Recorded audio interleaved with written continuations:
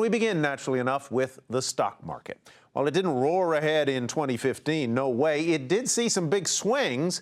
Volatility returned, and some investors questioned the strength of this bull market. Part of the reason for the volatility had to do with the persistent decline in energy prices. Bob Pisani tells us what's in store for stocks in 2016, and Jackie DeAngelis examines the forces that will be at play in the energy market.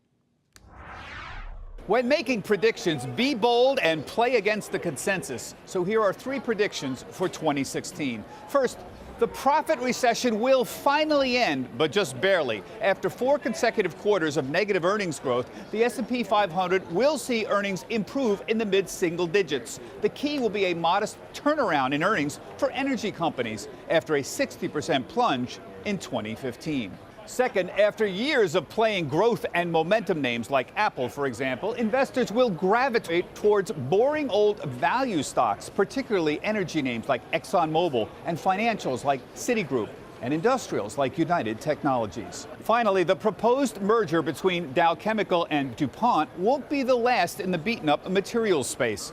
There will be more in 2016. Fertilizer giant Potash tried and failed in a bid this year for German fertilizer giant K+S. But management said consolidation was still on the board, so companies like Potash will be talking to Mosaic, BASF, as well as K+S, as well as those in the seed business, including Syngenta, as well as Monsanto.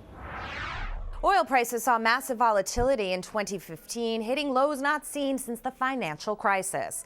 Global producers continue to pump more crude, choosing to maintain market share despite a low-price environment. Here are 3 predictions in energy for 2016. Prices will bottom in the first half of the year. The biggest global oil producers, OPEC, Russia, and the United States, have not and will not significantly drop production in the first half of the year. This will cause crude to bounce around the $30 range, maybe even the 20s, before profit pressures force more meaningful production cuts that will eventually stabilize prices. Iranian oil will come online. Though the markets have already priced in this expected bump in reserves, when it actually happens, it could cause more pricing pressure initially until global supply is curtailed by other producers.